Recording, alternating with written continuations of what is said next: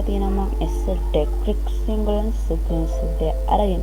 ඉතින් මම අද මේ වීඩියෝ අරගෙන ඇවිල්ලා තියෙන්නේ ඔයගලන්ගේ PC එකේ automatically update වෙනවා. ඒ කියන්නේ PC එකේ තියෙන update auto වෙනවා නම් අපි ඒක නවත්ත ගන්න කොහොමද කියන එක ගැන. ඉතින් මේකෙන් ඔයගලන්ගේ PC එකේ තියෙන මේ Wi-Fi router එකේ තියෙන data එහෙම නැත්නම් මොනවා හරි කනෙක්ට් කරපු ගමන් data ප්‍රමාණය කැපිලා යනවා නම් ඔයගලන්ට අපේ PC එකේ එපා වෙලා යනවා වගේ වැඩක් වෙනවා.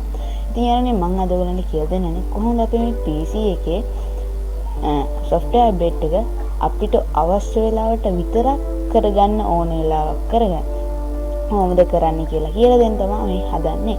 ඉතින් යන්නේ ඔයගලන්ට අනිවාර්යයෙන් මේ දෙ මතක් කරගන්න ඕනේ. ඔයගොල්ලෝ අනිවාර්යයෙන් මේක මාසයකට සැරයක්වත් අප්ඩේට් කරන එක කරන්න ඕනේ. එහෙම නැත්නම් ඔයගොල්ලන්ගේ PC එක මොකද අලුත් වෙන වෛරස් සමග ප්‍රොටෙක්ට් වෙන එක නැති වෙලා යනවා. මොකද අපි මේක අප්ඩේට් කරන්නේ නැති හින්දා.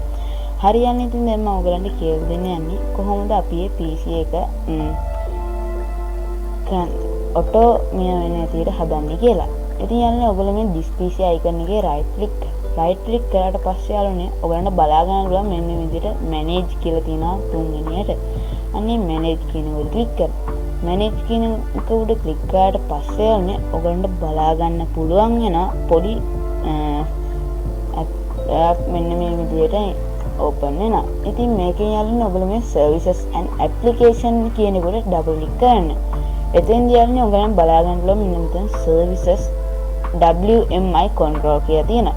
ඒ ඔයගොල්ලෝ මෙතන services කියන එකට double click කරාම ඔයගලන්ට මේ වගේ interface එක මෙන්න මේ වගේ name ටිකයි description එකයි status එකයි startup type එකයි log on as කියන එකයි පෙන්වන්න පුළුවන්.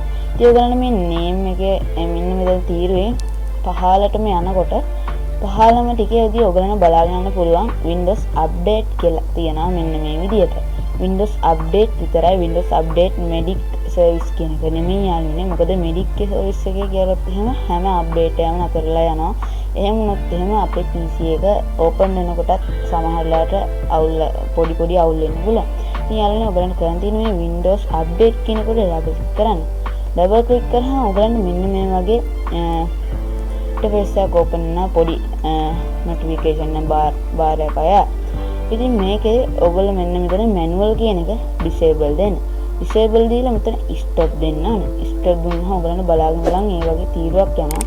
ඒ තීරුව ගියාට පස්සේ උනාට පස්සේ මෙතන apply දීලා okay දෙන්න පුළුවන්. ඉතින් යාළුවනේ මම ගිහලා පෙන්නන settings වලට මෙන්න මෙහෙම ගියාන් පස්සේ මම මේක අප්ඩේට් කරන්න හදනකොට මේක අප්ඩේට් වෙන්නේ නැහැ. මේකේ මොකක් හරි අවුලක් කියලා පෙන්නනවා. ඔයගලන්ට බලා ගන්න පුළුවන්.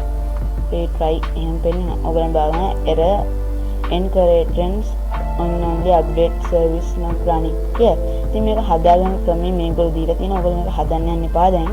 මොකද එහෙම වුණොත් එහෙම ඔයගලන්ගේ ඔටෝ මේක වෙන්න පුළුවන්. ආයි දැන් ඔයගලන්ට ඕන නම් මේක අපිට ඕන විදිහට ආයි අප්ඩේට් කරගන්න. ආයි මේ ඔයගලන්ට කරන් තියෙන්නේ this PC එක right click කරලා manage කියන එකට ගිහිල්ලා ඒ එන interface එකේ services කියන උඩ මේ services කියන එකට ගිහිල්ලා යටටම ගියට පස්සේ ඔයගලන්ට බලන්න Windows update enable the designation කියලා disable වෙලා තියෙනවා.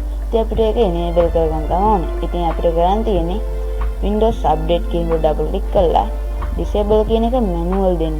automatic delay start කියන එක නෙමෙයි manual දීලා apply දීලා start දෙන්න පුළුවන්. start දුන්නාට පස්සේ okay කරලා අපිට මේ settings වල ආයෙ retry කරාට පස්සේ